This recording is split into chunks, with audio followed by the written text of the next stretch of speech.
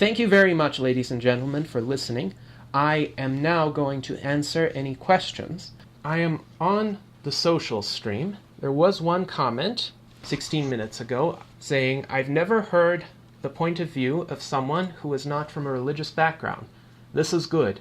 Well, thank you very much. I appreciate it. That was really the intent of my speech. I wanted to share a perspective that is not commonly heard.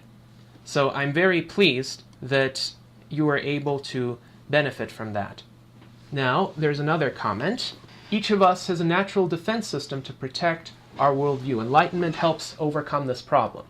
Yes, the idea is each religious system, if it's not based on reason, tries to inculcate certain kinds of very predictable responses and defense mechanisms against people who try to challenge it.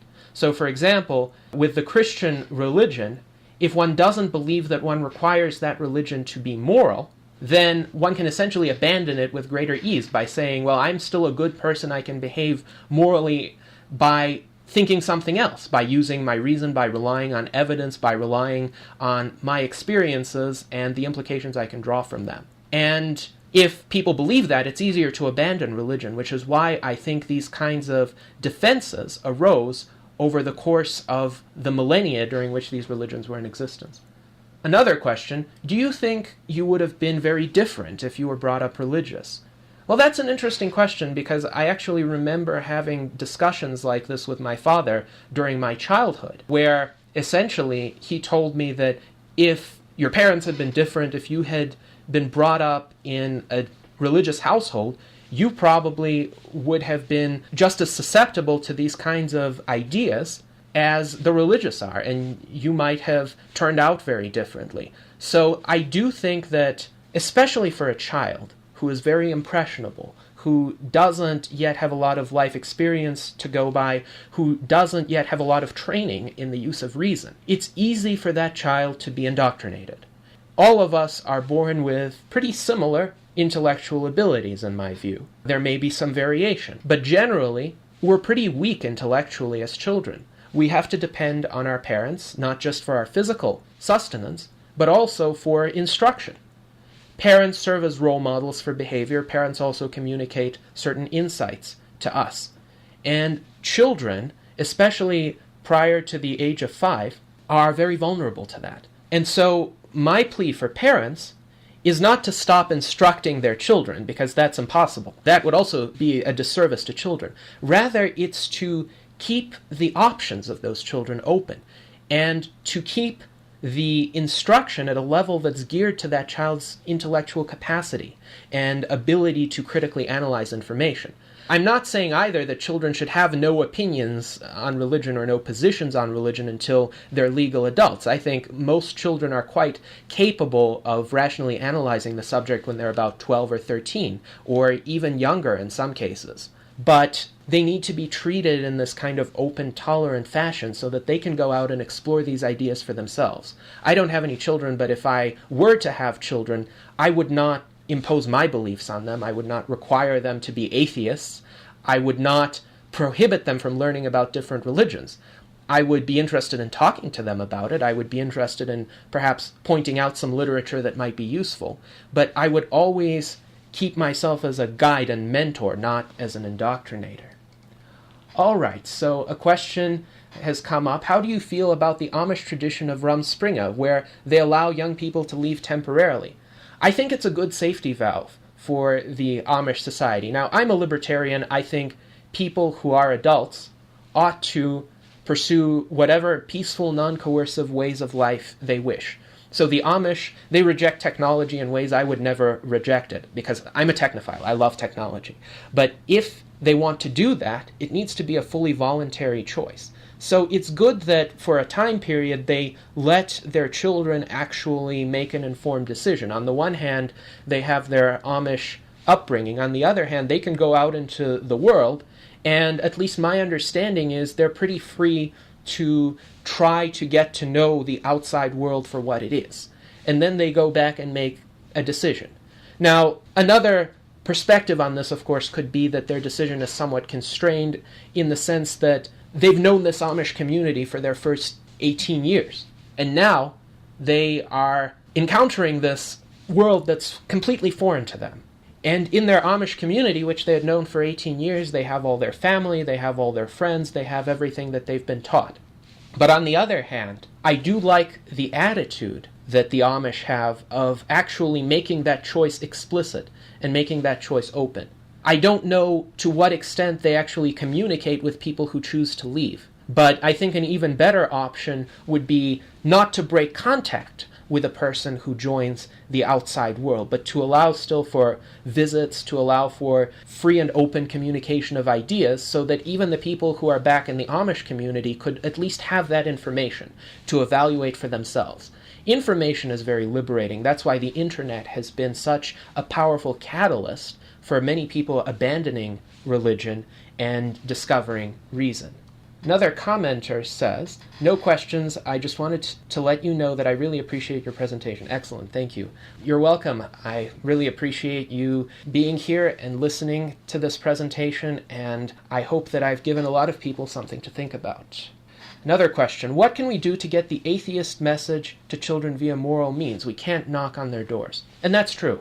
That's true, because we don't want to proselytize in the same way that Jehovah's Witnesses proselytize or other missionary groups proselytize. It's supremely annoying and it turns people off. These events are very useful because we are putting information out in a free and open forum for people to see, for people to ask questions about, for people to look back to in later days. So someone who's asking questions can now find this information, including someone from a religious household who is just very capable of using the internet, or might even be using the internet behind his parents' backs. The internet is very difficult to censor or control, and it's very difficult even within a household to prevent a child from finding something on the internet that a parent doesn't want that child to find. So now that this information is out there, it gets people thinking, and moreover, it gets people to recognize that they're not alone, that there are other people who actually have doubts and questions about religion, oftentimes in a very closely knit religious community. Many people believe that they're the only ones who are having doubts. Many people think, because they encounter such homogeneity around them, that nobody else has these weird ideas, that they're abnormal, that they're deviant, that they should suppress these ideas. But in reality, these ideas ought to be openly expressed. And people who have the courage to express them often have it because they have reinforcement from somewhere else, because they're able to read and watch videos, and that stimulates questions on their part. Here's another question. Is there going to be a recording of this made available? I would like to share it. Well, I'm hoping that there will be. I did pre-record the speech as well, so at the very least I'm going to be putting it up on my YouTube channel, and the URL of my YouTube channel is www.youtube.com/GSTOLYAROVII. That's G. Stolyarov II. Another commenter says, "I can do nothing else but applaud your point of view. It is too rare, I'm afraid." Well, thank you very much, and I agree. I do wish more people would express this kind of perspective.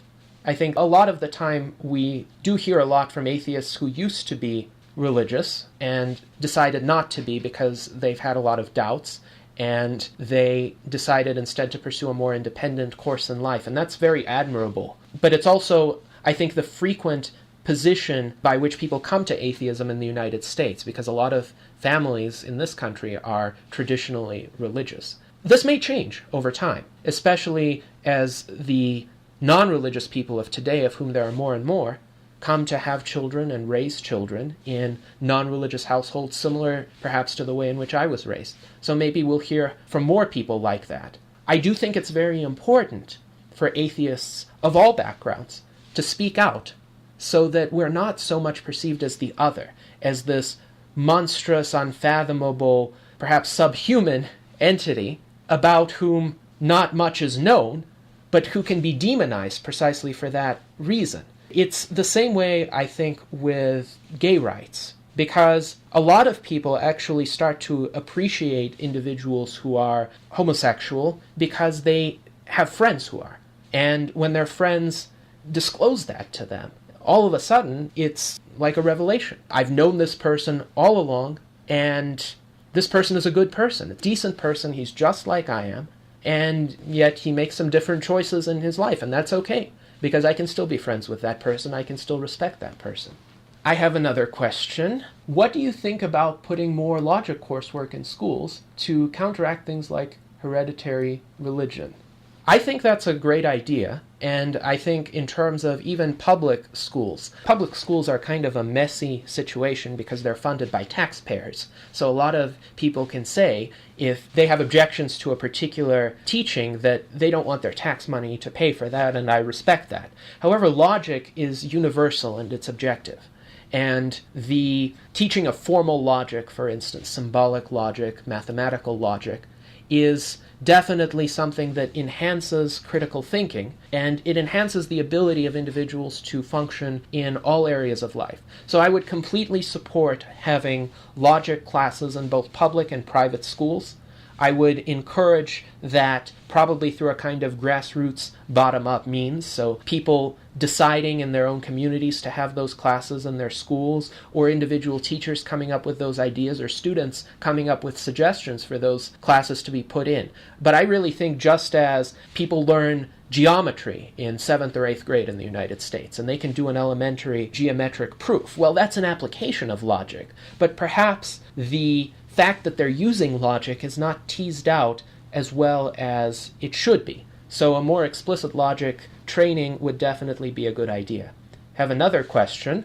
Have you ever been told or treated that you were immoral because of your atheism? How did you respond? Oh, so many times. And particularly when I was in the company of a lot of fundamentalist Christians at Hillsdale College. I was told essentially that it didn't matter what I did or how I justified my own beliefs just because I don't have some sort of supernatural or transcendent anchor for my morality. It was ultimately worthless and just the same as nihilism, just the same as essentially acting according to my whims.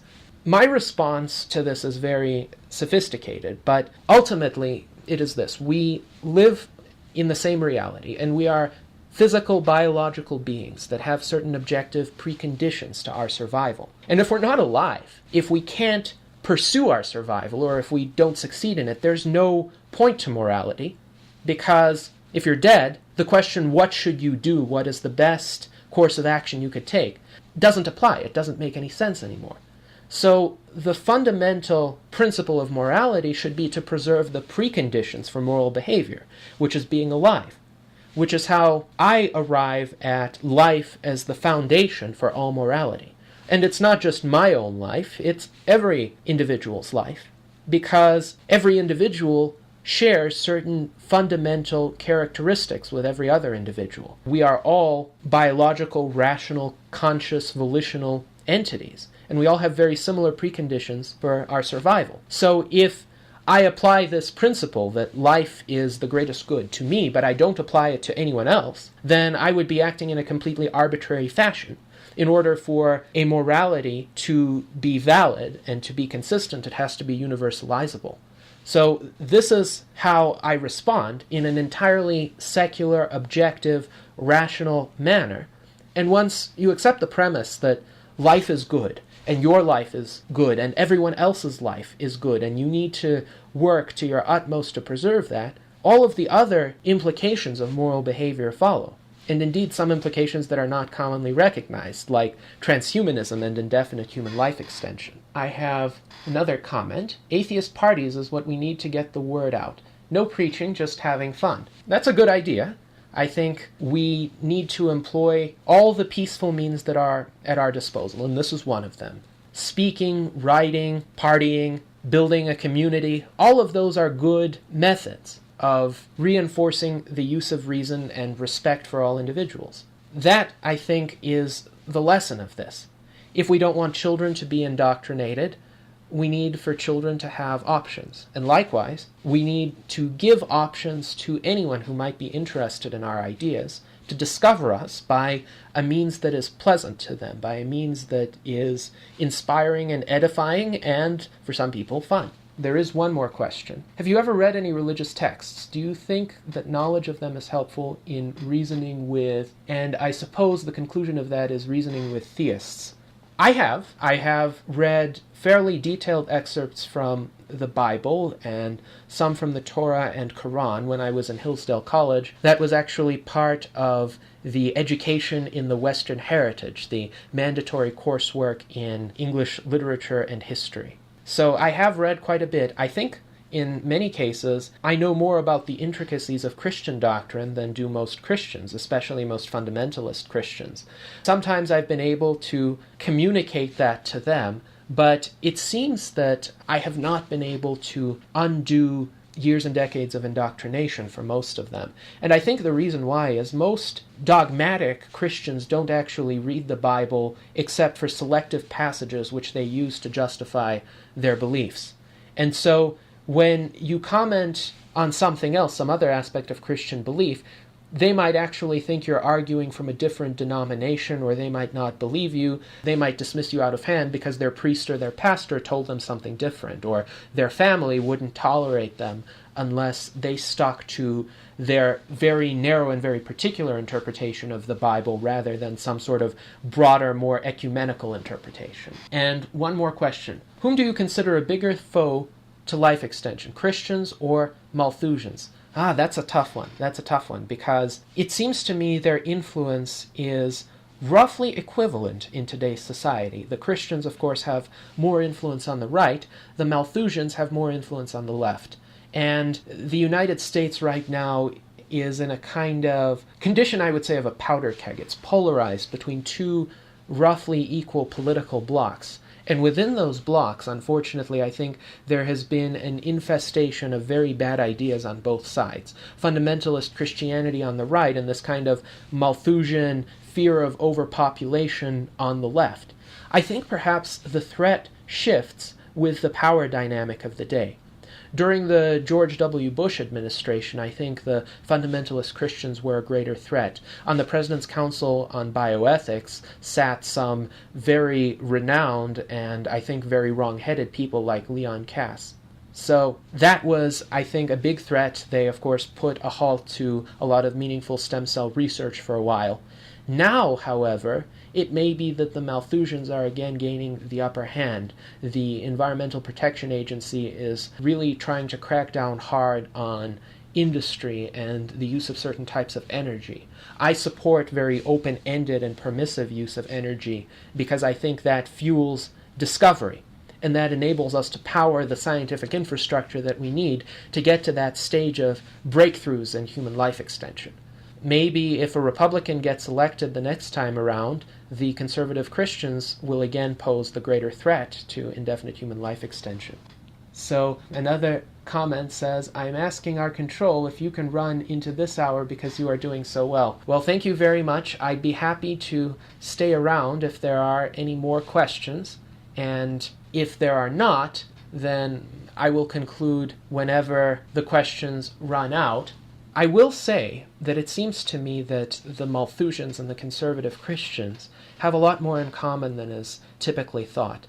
This myth of Eden, this myth of a fall from some pure, pristine, primeval state, dominates the thinking of both of these factions, in the sense that the conservative Christians obviously believe in original sin, and that initially all was bliss until Adam and Eve ate from the tree of knowledge of good and evil, and then they became fallen, and essentially death came into this world.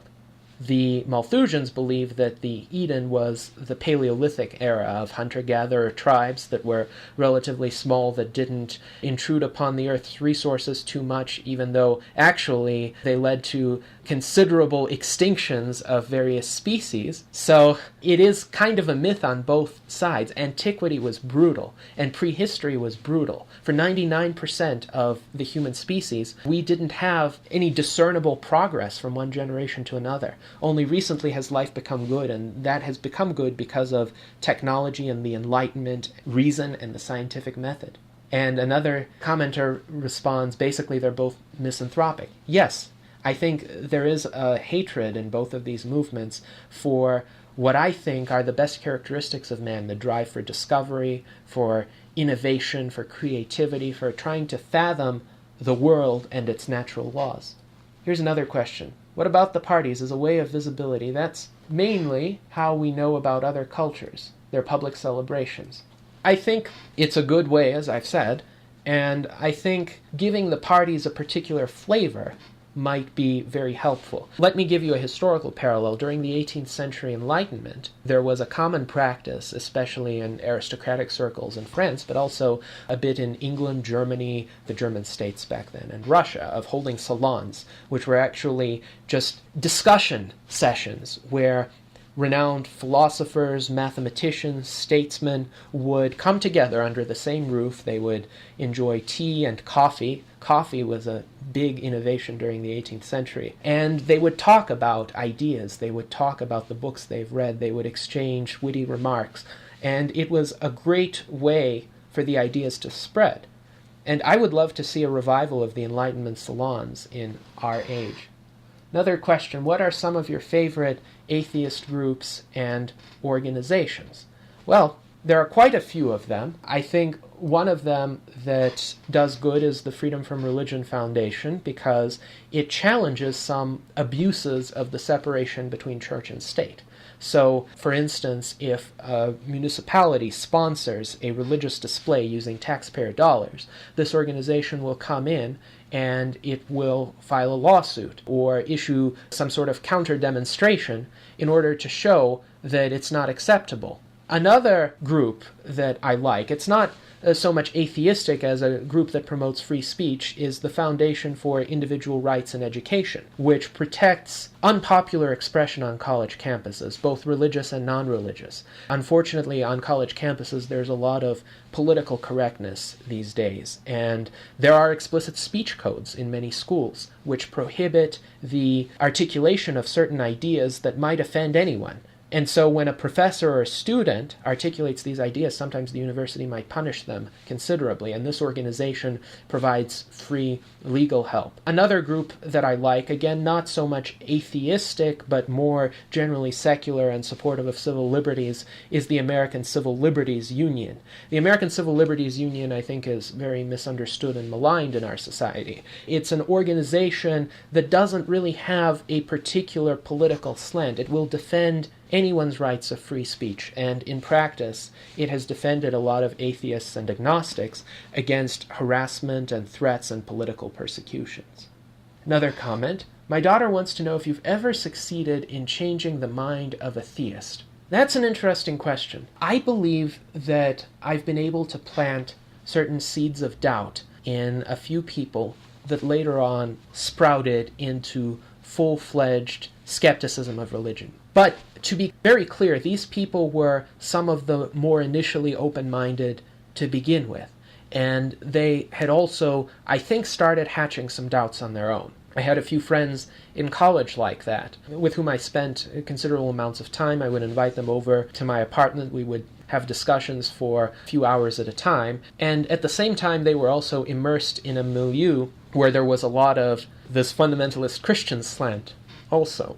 So they had two competing perspectives, and over the years, they've had to work them out. Some of my influence I cannot really determine, because I put out a lot of these essays and videos about what atheism actually is and why morality does not require religion, how an objective secular morality is possible, and they get a few views. Some videos get hundreds of views, others get thousands of views. What people do with that information afterward is not known to me, but I do hope that it gives them something to think about, something to digest in their minds. I think it's very difficult to persuade a person right away. If someone has been developing a framework of thought for years or decades, I can't really legitimately hope to create a revolution in that person's mind through a single conversation, unless that person was already primed for it by previously existing experiences and doubts. However, if I can contribute to that process, if I can help introduce people to some of the benefits of rationality and skepticism, then I'll be happy to do that. And I think that's where really my role comes in. Also, my role is to present a perspective that may not be commonly encountered even among atheists and agnostics. Another comment, Pride parades did wonders for the LGBT community. How about an atheist pride parade? It could work. I think it could work. It might be a little difficult because with the LGBT community, it's possible to just say, here I am gay or lesbian, and I exist. I'm a good human being, I'm proud, etc. With atheism, the whole foundation is a lot more intellectual. It's, I do not believe in the existence of any god or gods.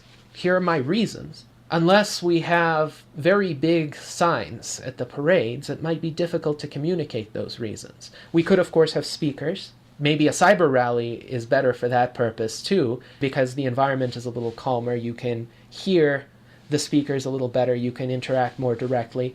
But I also acknowledge that a parade can draw some crowds. And maybe for some people that would be their first exposure to non-religious thought. So it could work, I think, but one would have to be, I think, careful to try to design it in such a way that people could really delve into deep intellectual content, even in a very noisy, kind of constantly shifting public setting. Here's a question, just joined. When do you think Islam will reach the point of sensitivity that Christianity is at now? Very good question. I actually think Islam, in some places, is undergoing that transformation today. Christianity was brutal prior to the 18th century Enlightenment. And of course, we, I think, have all read histories about witch trials and the Inquisition and the Crusades and just the slaughters that occurred between Catholics and Protestants after the Reformation. The Enlightenment changed all that because both religious and non-religious thinkers started to arrive at solutions for coexistence. Voltaire, Locke, Montesquieu were all very heavily involved in that project, as was Diderot with his encyclopedia, and the Baron de Holbach, who was one of the first very open atheists in France during the 1770s. There are parts of the Islamic world that are engaged in that transition today. There is some scholarship coming out of Turkey right now that is trying to reinterpret some of the hadith, which were Muhammad's sayings, and to give them an understanding that doesn't sanction the kind of intolerance, the kind of hatred of infidels, the kind of pleas that apostates be killed and put to death that have existed in very recent times in Islam. Really, of course, with every major religion, especially a religion that has 1 billion adherents like Islam does, one has to look carefully at the particular denominations. The big problem with Islam today is the dominance of the Wahhabi interpretation, which also arose during the 18th century in what is today Saudi Arabia. And that interpretation has been essentially the one that has fueled the suicide bombings, Al-Qaeda, the Taliban. What's also interesting is the burqa in Islam, the head-to-toe kind of covering for women, didn't really get developed until about the 1970s. So I think Islam is in the throes of a severe cultural conflict. And it's not just the fundamentalists who are trying to make headway. It's also the forces of modernity. The Islamic world has been increasingly exposed to Western commerce and technology. There are places in the Islamic world which, while they're still authoritarian, are moving forward. Places like Dubai, where there is a lot of modern infrastructure now and a lot of openness to commerce. I think ultimately we in the Western world can help tip the scales to the side of modernity in these cultural struggles within Islam by engaging in conversations with people, but also by encouraging commerce and peace. One thing that can greatly turn people off of the Western free-thinking ways is if the United States and other countries bomb innocent people and their residences to oblivion. So I think peace and commerce is a great way to help the Islamic world reach the kind of enlightenment that the Christian world reached in the 18th century. Comment states, my point of the parade is to take it out of the intellectual arena and put it out simply. No conversion, just public visibility. Coming out of the closet, the discussion can come later.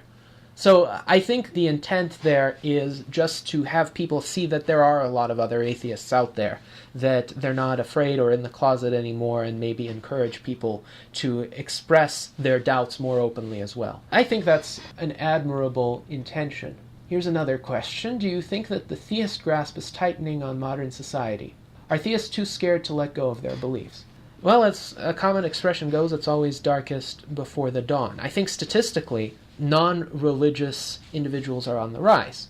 And I think there may be a backlash against it, just as there was during the 18th century, during the time of the Enlightenment. That was also the time of the First Great Awakening in the United States, where Enlightenment thinkers like Voltaire and Montesquieu were demonized by Bible-thumping preachers that were traveling from one community to another. I think it's much the same here. The more threatened theists feel, the more they're likely to lash out in a rational condemnation and maybe even try to attempt some political persecution. I've noticed, and this may be anecdotal, but I have noticed in my personal experience a kind of cultural shift. In the late 1990s in the United States, it was very typical to see religion as a private matter. Now, however, religion is definitely at the forefront of a lot of conversations, and there's a lot more open denunciation of non-believers. At the same time, with the internet, non-believers are also a lot more prominent and have stronger abilities to communicate their message and defend themselves,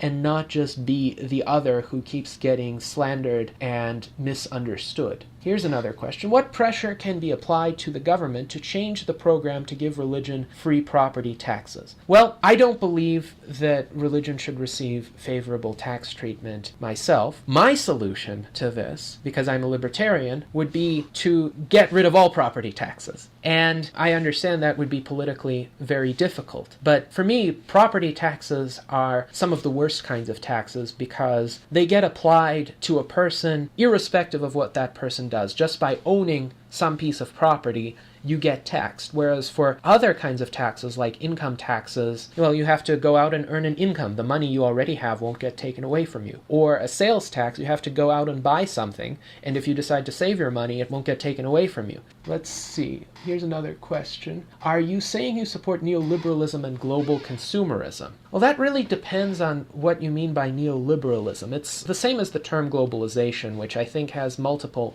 meanings. One of these, for instance, is the support of very lengthy official free trade agreements like NAFTA and CAFTA, which have done some good, but which have also had some very questionable elements, like introducing additional restrictions on trade or conditions under which retaliatory tariffs and other forms of protectionism would be applied. I don't think trade should be centrally managed at all. I think it should be up to individuals to decide whom they interact with, and that includes people from other countries. I think most likely people from multiple countries are watching this presentation right now, and I don't see a difference between me exchanging an idea with you and me perhaps exchanging goods and services with you. If I make widgets and you really like my widgets and you can't find these widgets in your country, or you think I offer better quality, lower priced widgets, why shouldn't we be able to trade? So the kind of globalization that I support as a voluntary globalization among individuals. People should just be able to trade with one another and communicate with one another and share ideas and share goods and services, irrespective of where they are, where they were born, what the circumstances of their birth were, who their ancestors were. So that is my perspective. Have another statement here. I think you misunderstand John Atheist. He was saying the churches shouldn't be tax exempt. My solution to that, if we're talking about more general tax exemptions, it is unfair, I think, that if you call yourself a religion, you get preferential treatment to the treatment you would get if you were just an ordinary secular organization. My solution, of course, would be to make everyone tax exempt of a similar sort. So you could perhaps start a philosophical group. You could start a group of social activists and still be tax exempt in the same way the churches are tax exempt today. I don't like imposing additional burdens on people, and that includes people I disagree with. So I would say reduce the burdens on everybody. And along those lines, there's a question, do you think taxation is theft? I think taxation is morally improper in the sense that it relies on compulsion. I think we ought to figure out ways to fund government voluntarily. And this probably can't happen right away because we have, as I think all of you know, a very dangerous fiscal deficit and an accelerating accumulation of debt in the United States. As long as government spending remains at the levels at which it does, there's no other way to fund government except through taxation. Now, my view is we should try to take care of the deficit problem first, and not through raising taxes, but through cutting spending. As a libertarian, I think the role of government should be much narrower than it is today. I think government should be limited to protecting the rights of individuals, for instance, by preventing crime, by adjudicating disputes, by ensuring that contracts are adhered to. And if you have a government like that, as the United States approached during some periods of its history, as during the time of Andrew Jackson or Grover Cleveland, then you don't have to fund it through a lot of taxation. Actually, during much of the 19th century, the United States largely ran on the basis of a non-protectionist tariff, i.e. a revenue tariff that wasn't really intended to disprivilege foreign businesses, and sales of public land. Maybe one way to really solve the deficit problem in the U.S. today is to sell a lot of the public land that the federal government currently owns, up to 80 to 90% in some of the western states, and to allow for development to occur on that land, or if people want to keep it undeveloped, perhaps environmental groups could purchase it and make them into tourist-friendly wildlife preserves. I suppose I'll go back to the neoliberalism question a little bit because there's another part of it that's referencing global consumerism. So what I support is consumer sovereignty. I don't want to really associate it with the bad connotations of consumerism as in spending for the sake of spending for the sake of attaining status. And for me, I don't think status ought to be derived from a brand name on your shirt or on your purse. So if the word consumerism means a certain mentality among people to spend a lot and get into debt just to look good, I don't support that. I support a more humanistic view of people. I believe people should be judged for their character and not by how much money they spend. But if it means that people should have choices and have a lot of material abundance and prosperity available to them at low cost, then I support that. But that's called consumer sovereignty. Here's a question. Would schools, hospitals, etc. be privatized then? How would people be protected with those services commodified? Now, I do think it's possible to protect consumers by means of market competition. In many cases, for instance with public schools, I don't see that those schools protect their real consumers who are the students. Think about the very unpleasant conditions in a lot of the schools, not just the stifling discipline and regimentation, but also the bullying. And now in many parts of the country, the kinds of prison-like security measures that are implemented in those schools. If schools were competing for students and you had a fully free market, there would be a lot of tiers of education priced at different levels so that people of all incomes could have access to it. Likewise with hospitals, there are a lot of problems with the healthcare system in the United States, and I won't deny that, and I also won't deny that the cost of healthcare is a huge problem.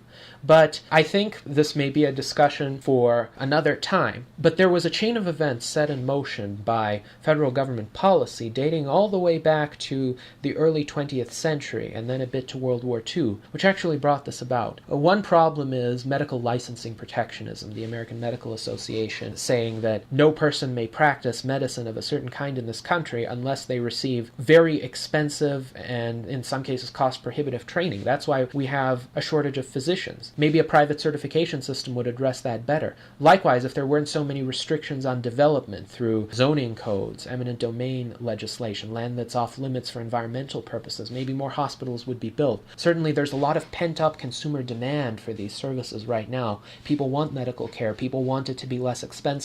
I think the free market would be able to provide that if it were just allowed to. Comment that 80 to 90% is a lot of Indian reservation.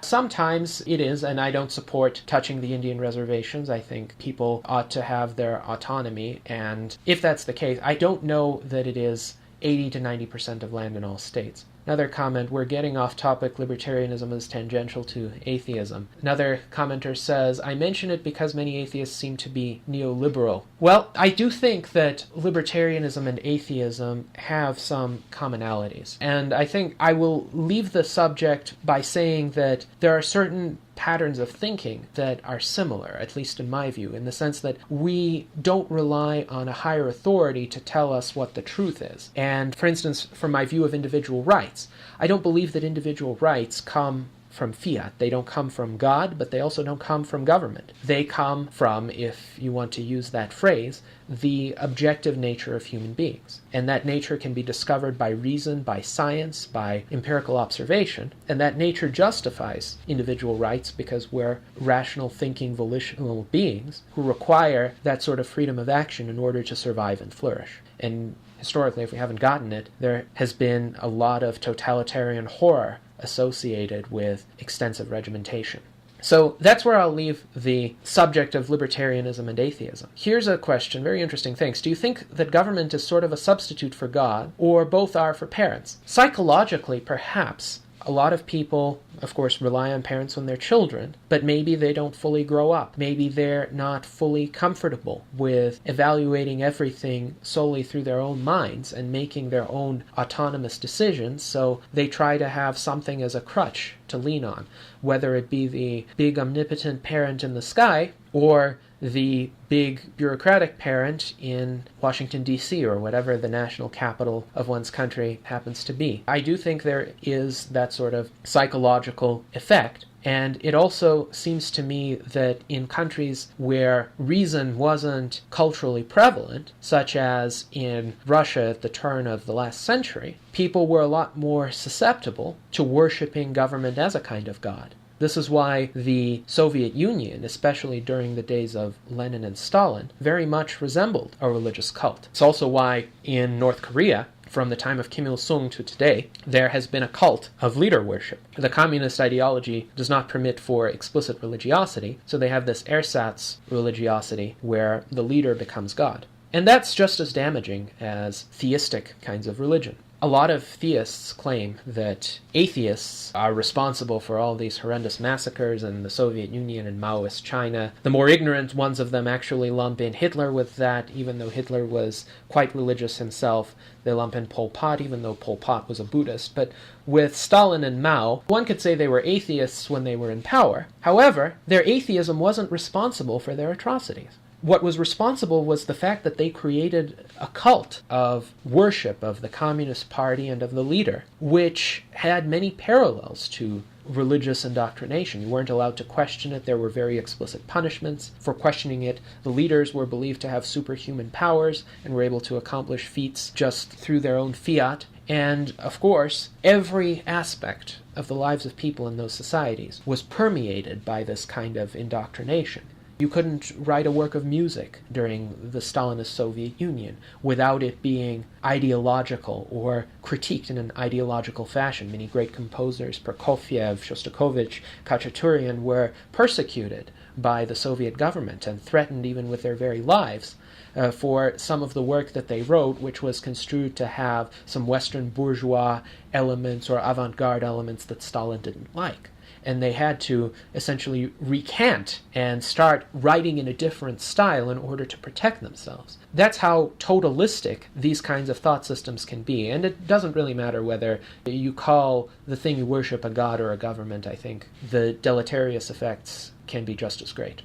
All right. Anything else? If not, I thank you again for watching, and I hope that this has given you a lot to think about. I appreciate the opportunity, and I will take my leave.